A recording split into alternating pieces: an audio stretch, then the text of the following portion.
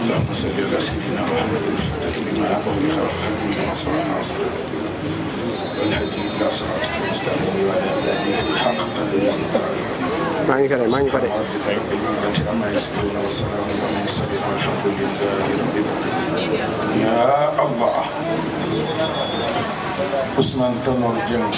Tafsir Demba Diouf ak sunu yeneen bokk yi bokkan ci parti bi ak sunu bokk yi ñu dëkkal Mbuur ak fu nit génne àddina yal na yaatal dugal ko àjjana yaatal bàmmeeram tëral bu jekk bi jaahi Moustapha surtout nag weer wi ñu ne mooy weeru yonent bi alayhi salaatu wa salaam. te ñu ñuy waxal yëpp principe bu d'accord nañu tàllal seen loxo ñu ànd wut li nga xam ni moom la ñuy yor ñu pour ñu teewaat ko donc yéen tamit dañ leen di gërëm bu baax a baax. 4 heures ba léegi ñun ñaa ngi fi toog am na ay mag ñoo xam sax dañuy obligé parce que dañoo xool ni ci suuf mag mu mënta yéeg nga toog ci suuf li ñuy wax diñ ko dégg ñoom Adja Mampé na Ndoye ma ne mën woon na ñëw ci suuf la toogoon bi ma ñëwaatee fekk naa ñu fexe ba mu yéeg ci kaw yaramam neexul mais ñëw na. tey tam gis nañ fi suñuy ay mag yoo xam ni dañoo ñëw gën ñoo dooleel ku ci mel ne sunu mag Alaaji Mboor Ñaar mi ngi nii ku koy gis yu mel nii bariwul moom tamit am na lu mu seex ak Fàllu am na lu mu seex ak ñun moo tax mu ñëw dooleel ñu. ji du bari lu tax wax ji du bari mooy lu xew lu ne am na lu ko waral li ko waral nag mooy li nu jëmoon ci dëkk bi yàlla dafa dogal 2009 ñu tànn Alaaji Fàllu Sylla def ko maire de Mbour dem 2014 tànn Alaaji Sylla muy sunu candidat mairie Mbour ñu fas yéene demaat 2021 def ko sunu candidat mu gañelaat ñu 2021 muy mairie Mbour loolu moo waral tey jataay bi tey assemblée générale rek la li waral loolu mooy dañu bokk ci benn coalition bu ñuy wax Benno Bokk Yaakaar ànd bokk ndey bokk baay Ousmane Tanor Dieng yàlla na ko yàlla xaari àjjana ni nu liy yàq coalition bi bu mu jógee ci yéen ñun ñu dem 2009 gañ dekkal Ngor tudd Benno liggéeyal Mbour dem 2014 gañ Benno Bokk Yaakaar tudd ànd liggéeyal Mbour dem référendum jàppale Macky Sall jëm élection 2012 jàppale Macky Sall dem élection 2019 bàyyi sunu candidat ñun ñi nga xam ni indépendance ñoo ko amoon ci réew mi sunu parti toj ci ñu gore gëm li nu gëm ni mënoo ànd ak nit muy tabax réew mi lu mu def nga ànd ak moom ba la nga di ko ŋàññi bàyyi lépp yëkkati loxoon Macky Sall ni ñoo la tànn 2019 2014 ñoo gañ kenn joxuñu 2009 ñoo gañ kenn joxuñu waaye moom lu nekk ñoo ànd ak moom gañ ko bi ko Fallou Sylla di gañ ci terrain di ko gañ ci terrain bii naan ko bu la bukki toonee da ngay koy romb dóor gaynde fi la fekk ñëpp ba 2021 ñëw nag muy sunu wàll muy li nu gañoon siège bi nu gañe woon ñu koy xëccoog ñun ni ay la yéen ñoo moom waa Mbour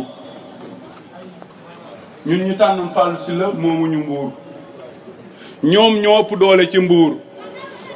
ñoom moom waa Mbour parce que am nañu xaalis ñun amuñu xaalis ñoom yor na ni koppar yu nu jëndee nit am nañ ko def seen complot parti bu nu dem woo la nga bañ sax présidence woo la ni la nee nañ nga jàppale diw ñun ñu toog fi ñu toog rek dem ci discipline de parti gëm li nu bopp di xaar sunuy kilifa léegi nag wu réew a dem na këng waxi ma dem ne ndañ taali Fallou Sylla yaay sunu candidat ñun parti socialiste dama bëgg mu leer parce que dañ daan dem ci rajo yi ñoom di layum leen bool ko boole ñun ni ñuy def ak ñoom ni ñuy def bokkul ñun dañu am parti bu parti bi ne woon du fàllu du doon fàllu parce que noonu mooy sunu parti mais parti socialiste moo fi toog tey ñetti coordination yëpp a ngi daje présidente yu ñaawul yaa ngi secrétaire général yaa ngi fi sage yaa ngi toog Fallou Sylla mooy candidat parti socialiste mairie Mbour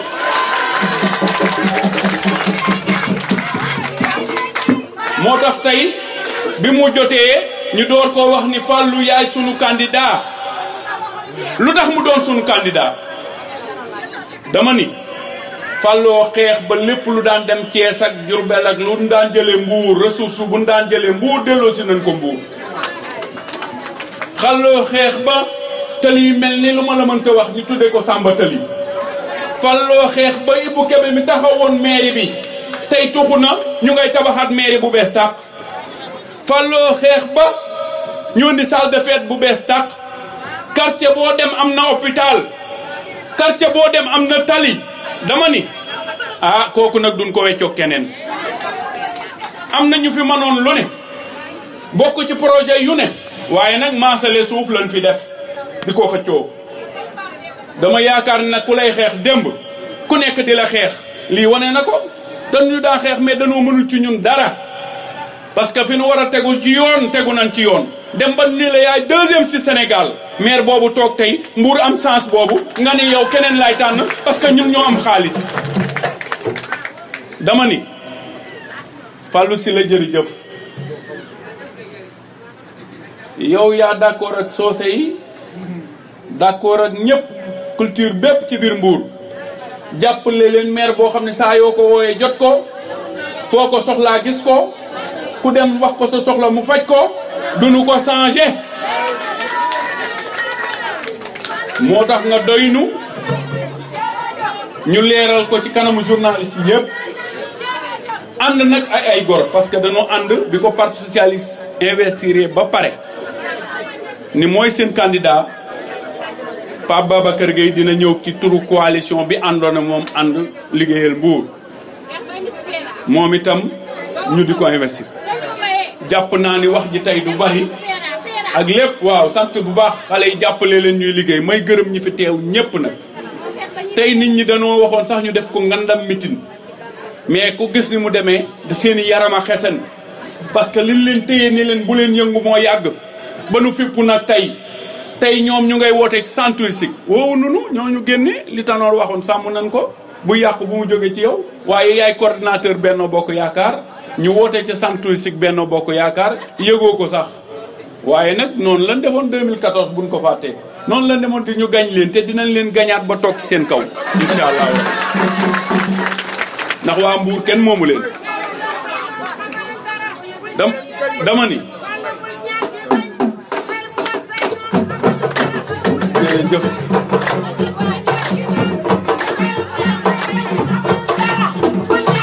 jërëjëf jërëjëf wax gi du gudd tey du bari ndax xat na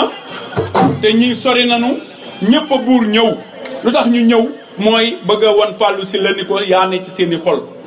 démb nga jóge Màkka dañ la forcé démb ni la génnal tey ñu forcé waat la ni la génnal Mbour a ngi nag tous les responsables sont là derrière toi dama bëgg mu jóg parti social investir Fallou Sylla ñëpp gis ko tàcc ko ñëpp àndandoo xam ni tey sunu candidat mu ngi nii waaw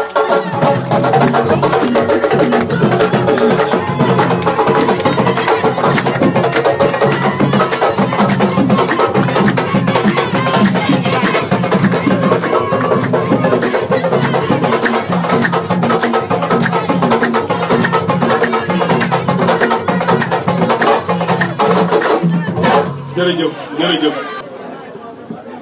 asalaamaaleykum mbooloo bi kenn ku nekk ñu ngi lay nuyu ci sa tur ak sa sant di jiital ci nuyoo bi ak sargal bi ki nga xam ne mu waral bés bi mooy Alaaji Fallou Sylla maire de Mbour nga xam ne nii moom lañ fas yéene delloowaat buum ca boor ba ñu ngi nuyu responsable yi parti ak mouvement yi nga xam ne ñoo fi teew àndoon ci Benno Liggéeyal Mbour ak ñi nga xam ne nii ku mel ni suma wëllëree Babacar Ba ak yeneen mouvement yoo xam ne ñu ngi ñëw delloo si waaye maa ngi gërëm di féliciter militant parti socialiste coordination ak section yëpp ci seen mobilisation waaye surtout seen engagement bi nga xamee ne nii toog nañ élection yi dëgmal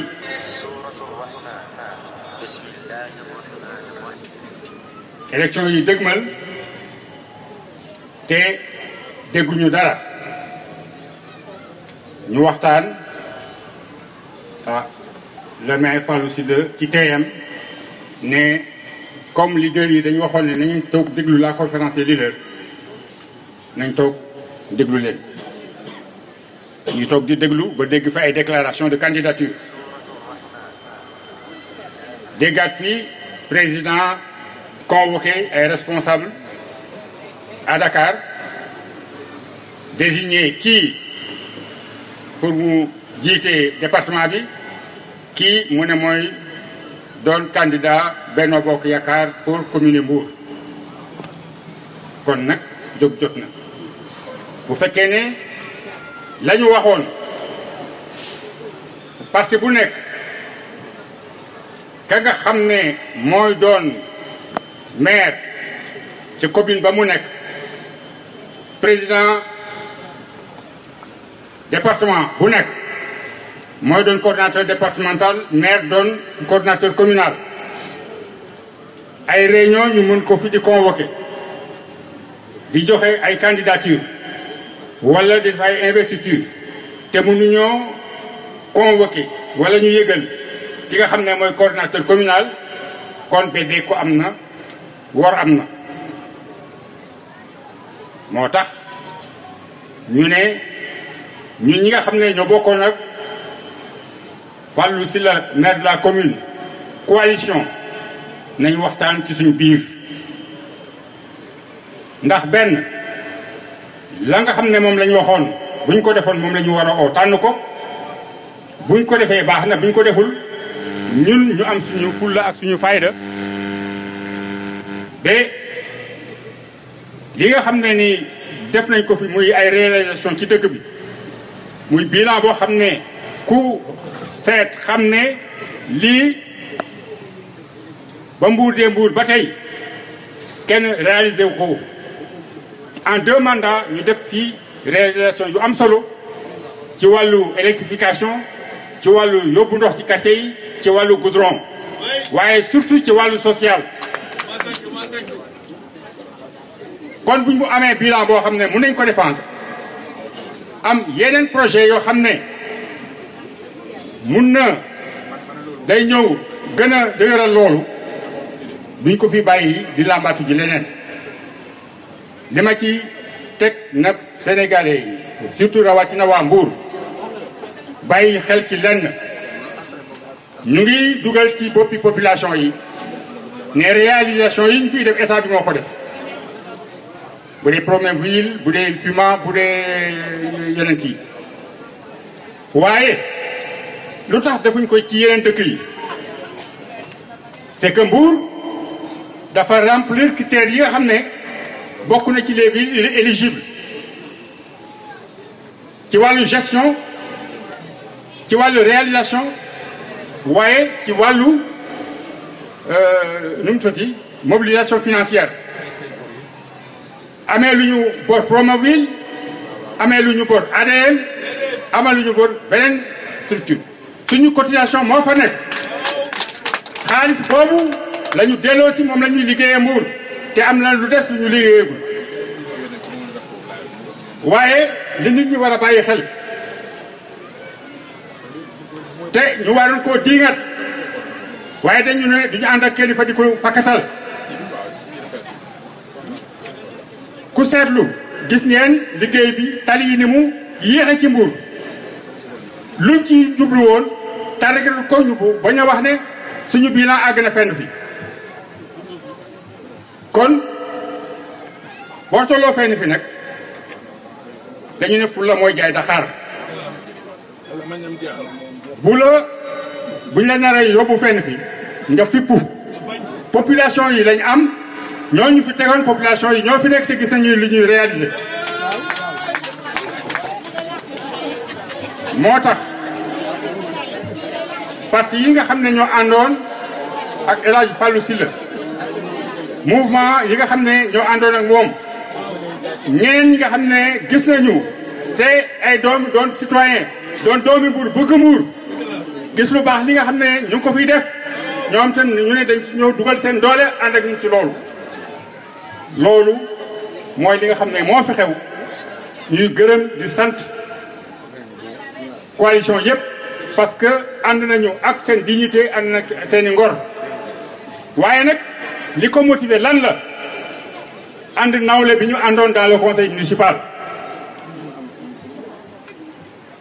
lu jóg ñu woote def concertation bokk na ne fii la ñuy jaar tëral ko adjoint au maire bu nekk ñu jox la sa gëdd li nga xam ne moom la féetewoo ñu fay bàyyi la nga doxal ko léegi-léegi dama ñëw di ko rendre compte ci dossier mu ne Babacar déedéet xam naa dooloo nañ la kon bu njiit ñëwee mu wax ko la même chose bu keneen wax ko la même chose boo fekkee réunion conseil municipal doo xamee kii ci parti bii la bokk kii ci parti bële la bokk loolu mooy ànd nawle mooy ànd gor bu ñu àndee ci climat boobu am résultat bi ñu am doo jóge fële ñëw ne bàyyi leen ma jox kii nanga ma nga naam déedéet dañu ànd gaañu incha allahu rabbi waaw lu ñu am jël parce que population waa Mbour yéenay tànn ku leen neex kenn du leen tànnal ñun ñi nga xam ne ñoo nekk wax suñuy parti ne bu leen ñu imposer kenn ñoo xam réalité Mbour bàyyi leen ñu seet la xew Mbour ñu seet naka la ñuy doxale te li ñu gis mooy renforcer coalition bi ñu amoon résultat ñoo amoon ñu consolider ko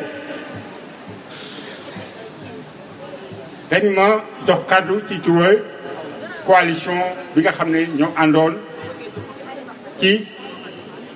ànd ak parti socialiste kàddu gi benn la lii la ñu décidé moom la ñu nar di ci oo les populations de Mbour tal nañ leen loxo te xam nañ ne di ngeen ko nagu incha allah rabbi kon nag Alaaji Fallou Sylla ca kaw ca kanam incha allah.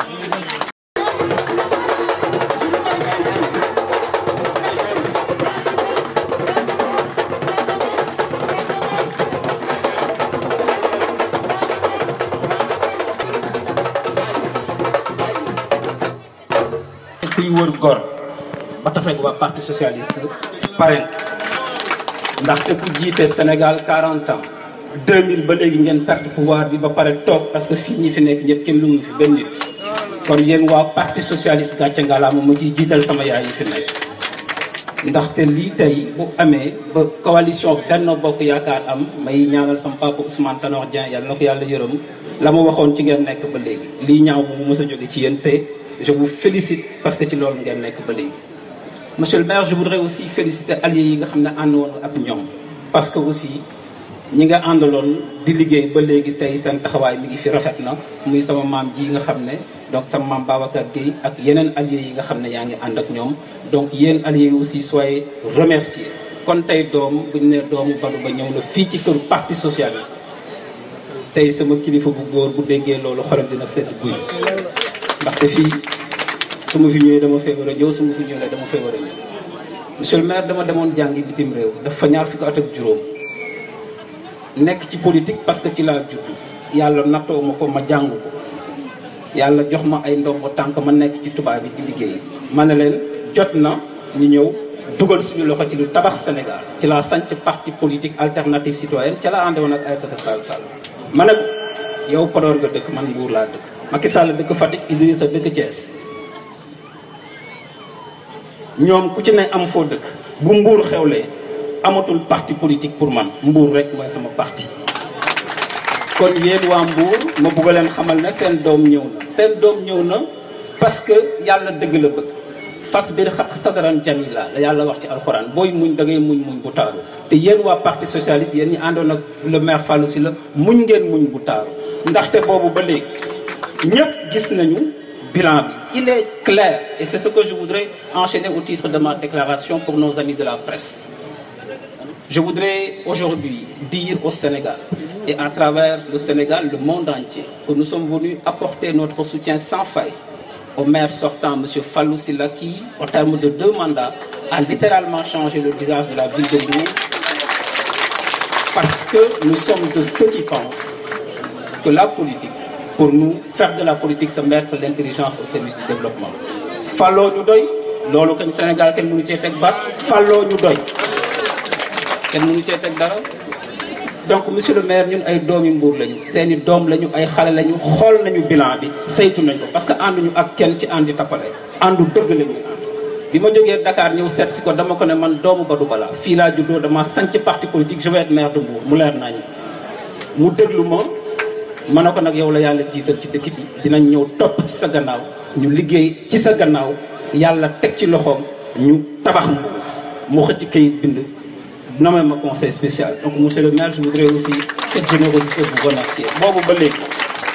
Fépp ñi ngi ciy taxaw ci àdduna di ko continuer di ko def parce que ñun xam nañu li war a defar Mbour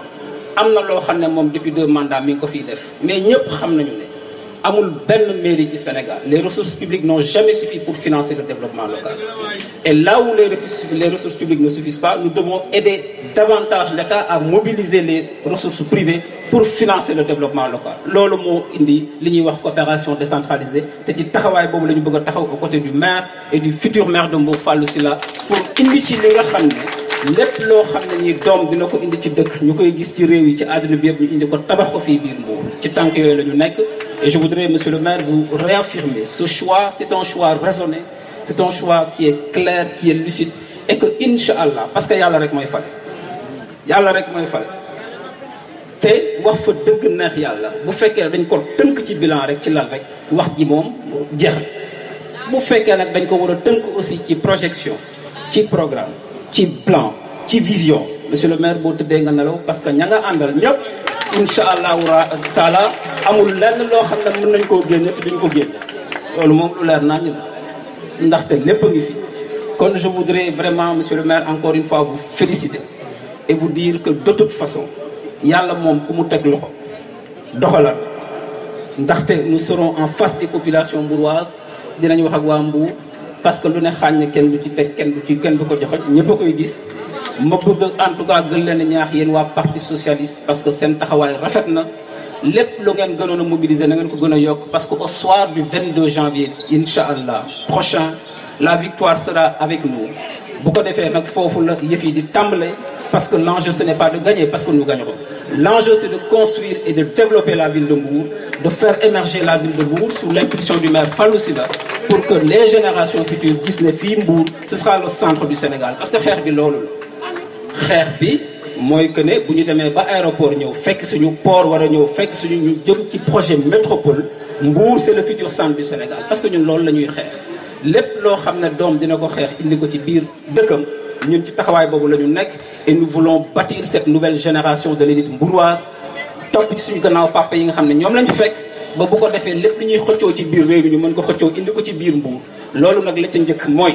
nit bu fekkee da nga bëgg a defar te yàlla rek tax da ngay nangu ka nga xam ne moom la fa yàlla teg donc monsieur le maire donc ñun ñu ngi lay ñaanal say doom a ngi nii say rakk ngi nii say jarbaat a ngi nii ñu ngi taxaw ci sa gannaaw et inchallah on sera avec vous jusqu'à la victoire finale inchallah au service des populations de Mbour je vous remercie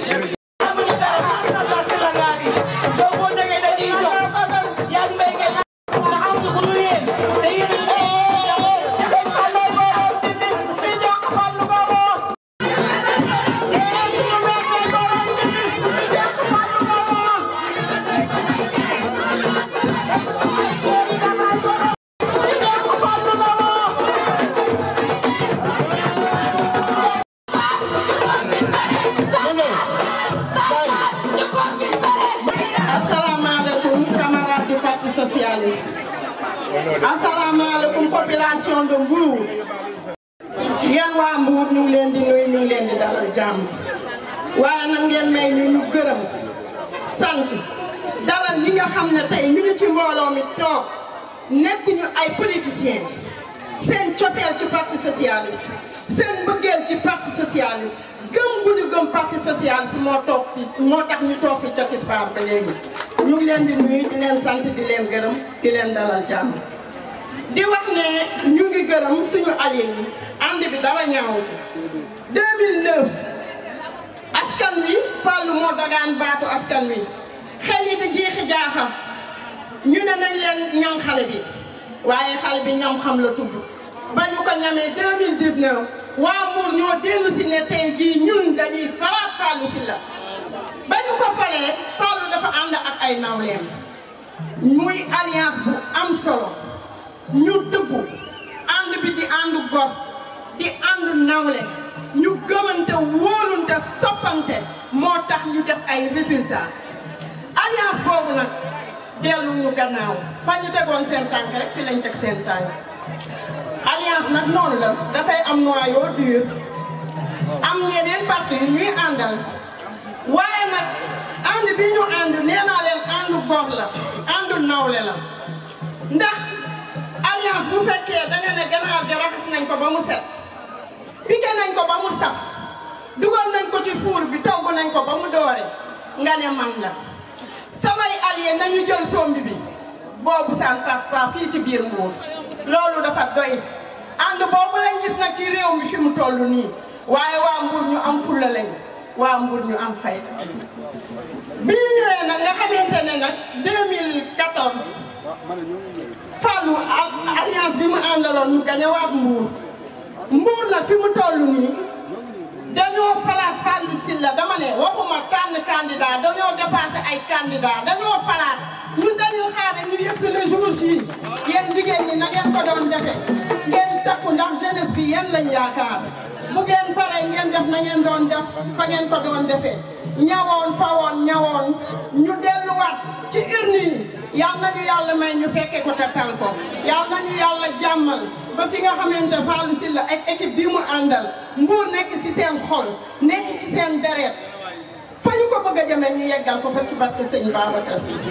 doomu Ousmane Tanor Dieng Macky Sall jarbaatu Ousmane Tanor Dieng Macky Sall xaritu Ousmane Tanor Dieng doom joo xamante ne jaral na baayam la xasaayu jëndi xam-xamam indi alalam def ko ci lu élection yi jox ko ñaari mandat doom jarbaat xarit Ousmane Tanor Dieng yal na ko yàlla yërëm laxasaayu jox ko majorité assemblée nationale doom xarit jarbaat Ousmane Tanor Dieng laxasaayu pour Macky Sall mun a yor réew mi dans la stabilité et la paix loolu Ousmane Tanor Dieng la woon doom xarit jarbaat Ousmane Tanor Dieng laxasaayu ngir réew mi du ñu yokk dund bi ngir courant du coupé ngir ndox du manqué loolu Ousmane Tanor Dieng la woon dama ne Ousmane Tanor Dieng lépp lu ko wax ci digganteem ak Macky Sall matala na ko waaye deel ma dee nag amul waaye deel ma torox am na Macky Sall nag bu mu fooyee xal li ko Ousmane Tanor Dieng defal na xam ne moo mu jëpp so bi na fexe bu mu réer Ousmane Tanor Dieng li mu ko defal na ko fay ci njabootam dañu koy du luñ koy jàngal waaye dañ koy wax ne kulle gannaaw lay féete Mbour nag ñu am fulla lañ ñu am fayda dafa beru ñun beru nañ ba ñu ne socket bankal say tànk pour tëb fekk na bank na ko bi yàgg dama wax ne nañu dugg ci bismillahi rahmaani rahim nañu yeggali ak suñu sago élection yii muy élection locale dafa am ay njeexital ci élection législative yii di ñëw waaye li gën a wóor mooy élection présidentielle 2024 te ku nekk xam na ne Macky Sall il prétend à être président te Macky Sall bu faloo parti socialiste moo ko fal moo ko dooleel moo ko kankanal moo ko suturaal tey bu toogee ba Ousmane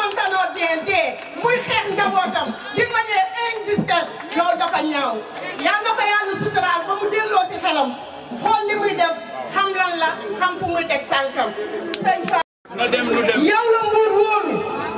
yow la Mbour bëgg wane nga ko sëñ Fall tëjoo sa téléphone tëjoo sa kër tëjoo sa bureau sa poche dangay dem ba di ko wëlbati naan lii yaa dese amul benn meer te guddi nag Mbour kon nag waa Mbour ñu leen di sant di leen gërëm. dañu Ousmane fi muy tegoon ba tey fa la ñuy toog njaam gi ñoo ko def Fallou nag moo mel noonu ndax Fallou ku ma gis ku bokk ak Père billaahi yàlla xam na ne moom lay gën a bëgg sax nit ki ñu bokkal Fallou. loolu dañ leen ko dégg. dañu doon toog sax di ana Saliou Sam maa ko tudd man bu ñuy toog mu ne mayee Saliou mu toog mayee ko mu toog mayee mu toog ana mu war na ko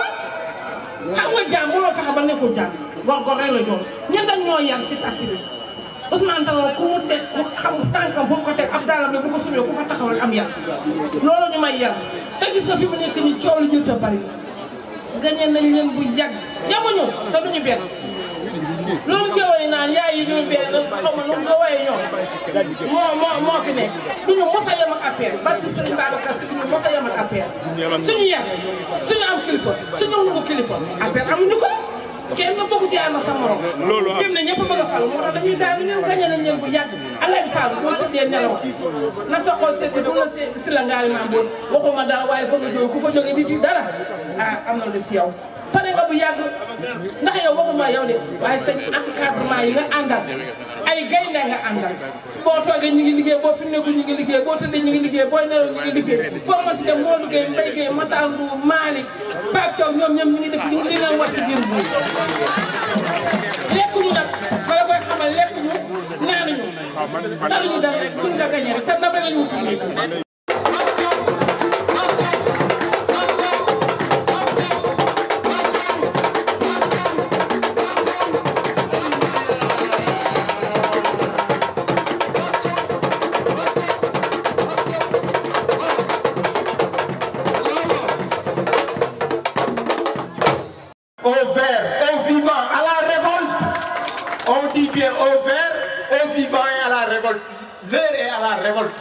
Pourquoi l'heure est à la révolte, mes chers amis de la presse? Cette déclaration est très importante, comme j'ai eu à le faire récemment.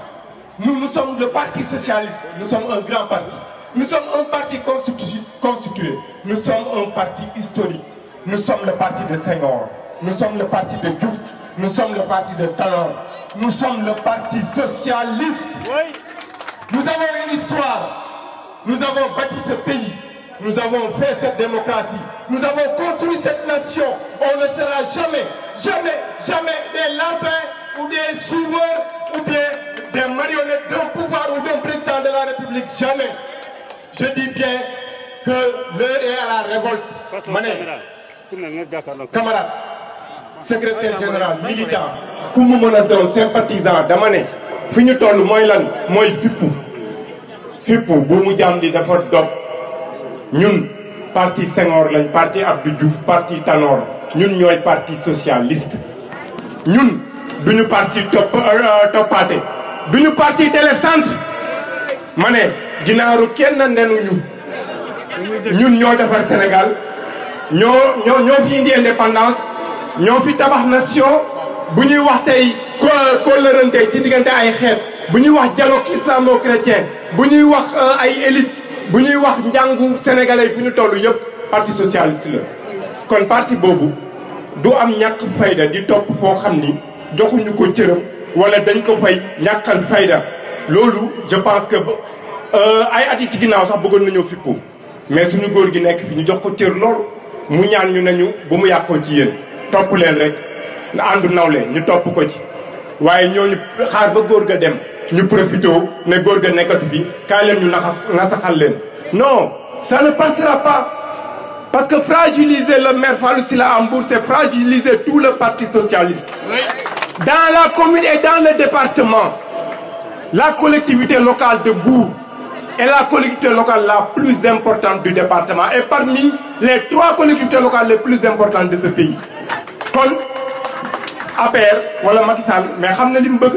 bu nee damay tànn maire yëpp ci département bi nangu Mbour parce que Mbour ñoom seen xol musul jóg ci Mbour APR moo ko war a yor loolu lañ mës a dundee ak ñun ils n'ont jamais été sincères ils n'ont jamais collaboré d'une manière franche. Ils ont toujours fait dans le dilatoire. Ils ont toujours fait dans l'hypocrisie. Ils ont toujours fait dans la sinisterie. te loolu nag tey dafa war a jeex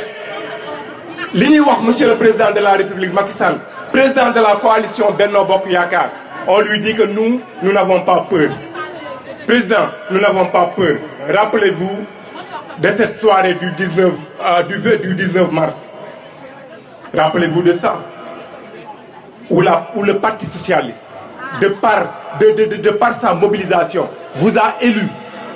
en compagnie des autres partis, bien sûr, de la grande majorité Benno Bokk Yaakaar. On vous a porté à la tête de ce pays. Et depuis, on a été toujours sincère et loyal. Élection législative avec vous, référendum avec vous, législative avec vous encore, et présidentielle avec vous. En sacrifiant des personnes valeureuses parmi nous qui pouvaient prétendre être président de la République et diriger ce pays. Le parti leur a dit non, parce que nous on est dans une logique, et cette logique voudrait qu'on soit avec le président Macky Sall. Et vous attendez, maintenant, c'est local, vous devriez prendre de la hauteur. Et laissez les locaux, je dis bien les locaux, parce que les élections locales se jouent au niveau local. Laissez-nous, Mbourois, régler nos problèmes à Mbour, à Fatick qui règle leurs problèmes, à Tambacounda qui règle leurs problèmes, à Kédougou, à Matam, ainsi de suite, ainsi de suite. Mais on n'acceptera jamais que Macky Sall choisisse un maire pour nous. C'est quelle démocratie ça?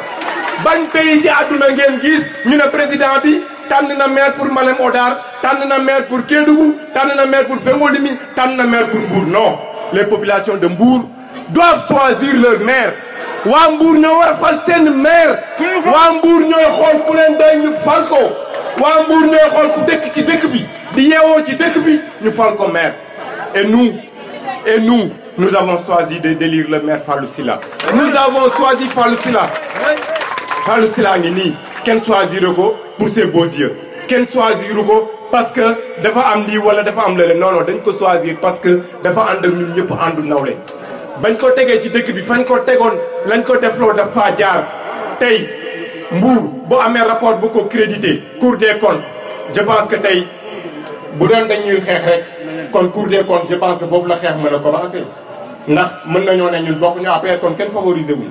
Cour des comptes ay magistrats lañ yu xam seen liggéey def seen rapport teg ko ci ay performance maanaam voté nga sa budget heure bi noté nañ la def nga lii heure bi nga ko waroon def noté nañ la sa investissement toll na fii noté nañ ko critère par critère ñu lay évaluer bañ la évaluer ba pare ci 123 communes yu nekk Sénégal yow yaay deuxième Fatick moo la jiitu te Fatick li tax mu jiitu la sax bu ñu defoon recours amaana Mbour nekk ci kanam ndax am nañ ci benn critère boo xam ni benn IDP boo xam ni lañ ñu fa noté mënoon nañoo def recours te bu ñu defoon recours dinañ ñu delloo suñuy noté ba boobaa ñu nekk premier du Sénégal. mais pendant ce temps yéen xam ngeen loolu graaw ñun Mbour ba ñuy jël deuxième ki nga xam ni tey moom mooy seen candidat coalition Benno Bokk Yaakaar ki ñu tuddee candidat départemental muy Saliou Samb xam nga moom nee nañ mooy seen candidat au niveau départemental mooy APR joxuñu kenn cër. moo tax man bu ma gisee parti yi nga ne parti politique nga dangaa am jëmm ci réew mi am dayoo ci réew mi ak liñ la def yëpp yow dangaa toog Facebook rek ñu defal la ay photo wax la ay kii yow nga dem mel ni xar rek daal di ne daal ci toog non ñun nag bokkuñoo ak ñooñu. parti yay def loolu peut-être ñoom ay parti télécentre lañ ay parti yóbbaale ma wala jàppal ma jàpp mais ñun bokkuñoo ak ñooñu. pour revenir ci Saliou Samb mi nga xam ni moom nee nañ mooy seen candidat départemental loolu day wane ni Macky Sall amul considération ci waa Mbour ci département de Mbour maanaam portée bi mu am dafa mel ni moom saisir gu ko ba tey mais rapport boobu def Mbour rapport Cour des comptes boobu def Mbour deuxième ci ay performance mais même rapport Cour des comptes boobu même magistrat yooyu même ña ko composé woon ñoo def conseil départemental Mbour mbunti ci 41 départements yu nekk Sénégal ba ñu defee rapport bi c'est un rapport li may wax nii waxuma waxu politique waxuma waxu ay kii damay wax les faits rapport yi mu ngi ci internet ku mu neex nga dem xool ko sur les 41 départements moo am Sénégal en tant que collectivité territoriale 41 départements yooyu bi ñu leen classé Mbour moo jël mbunti conseil départemental Mbour moo jël mbunti kooku nag conseil départemental bi jël bunti ak ka nga xam ni moo nekkoon président ba jël bunti moom la jël def ko candidat Benno Bokk Yaakaar ca département ba waaye yéen loolu di ngeen ko seetaan yéen am ndaate dina leen jiite man damaa mën a jàng Saliou Samb bu maa jiite parce que ku mën a jàng ku nekk doo nangu ñoom Babacar Ba mii duñu nangu loolu ñeneen ak ñeneen ñu fi toog duñu nangu loolu kon dañuy li ñuy def ni c'est juste pour rétablir la vérité fi may terminer nag mooy appel à la secrétaire générale du Parti Socialiste madame Aminata Mbengue Ndiaye madame ñun dañ laa nawoon bañ nekkee xale parce que dañ doon ne la dame de fer jigéen ju mën góor ñu gis la sa taxawaay nga nekk ci ginnaaw président Abdou Diouf nekkaat ci ginnaaw Ousmane Tanor Dieng jiite le mouvement des femmes ak fulla fayda poigne lépp poigne boobu fulla boobu fayda boobu j'espère que duñu toog ba tey nga koy ñàkk j'espère que tey nga koy gën a am j'espère que yow doo seetaan fu ñuy néewalee doole di fragiliser ta famille j'espère que tu seras debout devant ta famille et derrière ta famille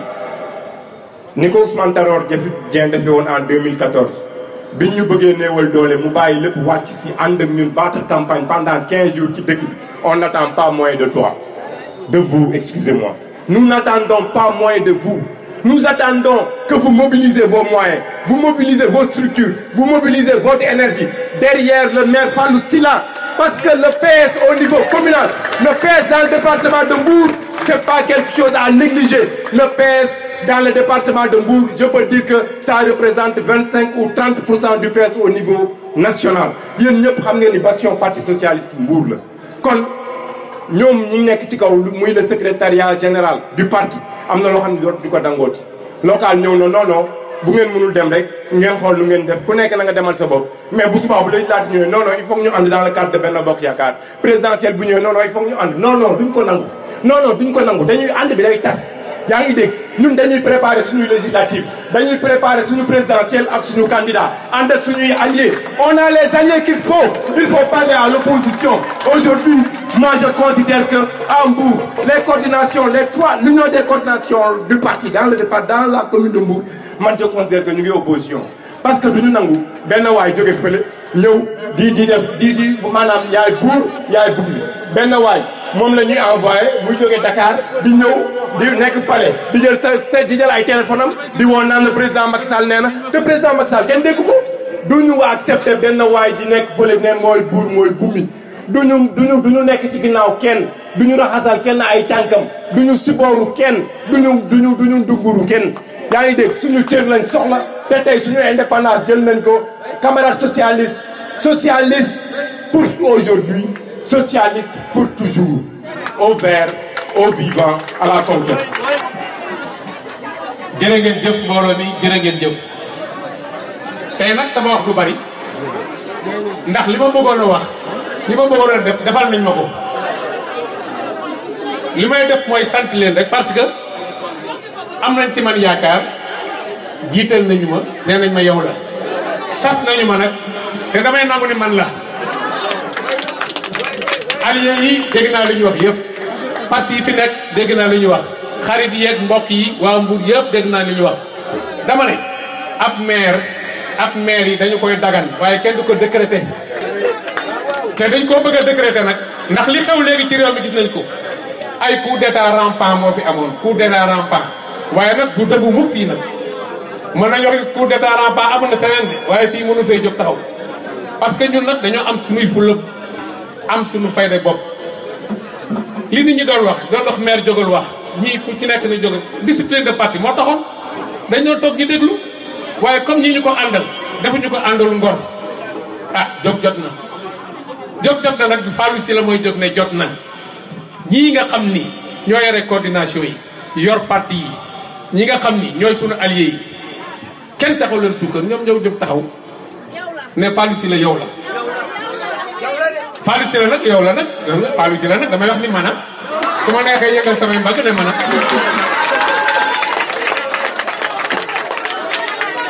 parce que kat samay xam nga man a ñu ne la yow la moo ëpp doole te loolu ma dégg tey jii yaakaar naa ni lépp mënu ma cee jaaraat ndax li ma bëggoon a wax yëpp wax nañu ko léegi daal li ñuy wax ni fulla mooy jaay Dakar te nag yaakaar naa ni fulla jooju am na fi li ñu des daal mooy gërëm ñëpp daal parce que ñii toogaay bi yàgg na ci soo ba léegi yéen a ngi toog ku ñëw nag yow la nag da ngay wax ni man wax ja yem fa parce que nag li ci des mooy liggéey ci kanam te liggéey bi nag mi ngi sunu kanam wax nañ ko léegi ñun ñoo liggéey ba PACASEN taxaw ne Mbour jox nañ leen 4 milliards 70 millions ci la ñu commencé liggéey bi xaalis bi xaajul sax loolu ñu dégg nag ñu ne xaalis bi xaajul la ñu mëgg a ñëw taxawal réew mii dëkk bii am na ci sunu projet yu bari fii lañ ko bloqué ñëpp xam nañ ci dara ñi nga xam ni jërëjëf jërë ngeen jëf xam nga dëkk bi daf te am loo xam ni ay responsabilités yu jox ay nit ñu waroon nga defar dëkk bi waaye fii lañ ko ne ñukk di dem ay Ndar di defar di dem ay Géejawaay di dem ay Pikine bàyyi sa dëkk loolu mooy la loolu mooy sàmbaala bu ñu jàppale woon dëkk bi passé na fii waaye nag comme kenn jàppale wuñu woon ñun jàppale suñu bopp waa Mbour ñu jàppale ñun duñu maire boo xam ni dañ lay décréter ne la kaay yoo la ñuy fal déedéet ñun population bi moo ñuy fal ñun moo ñuy fal population mooy fal moom mooy fal yi te population bi ne nañ fàllu la fal la ñu àndal tey moom la ñu àndal ëllëg di gërëm nag suñu mbokki journaliste yi ndax lu nekk dégg nañ ko wax nañ leen ni dem leen ngeen laaj fàllu ku ñëw ci man nag maa ngi lay jégalu ndax ñu bari dañ di ñëw wax fàllu sa position man leen position parti bi rek ak position Benno Bokk Yaakaar bi la ñuy déglu bañ ci jotee ndigal def boo wax nañu ko ñu ngi nii toog ñoom ñooy fal wax nañ ni fàllu la moo tax ma tey mu mën a taxaw yéen ne leen d'accord naa ak yéen bépp mën ngeen ko faa wax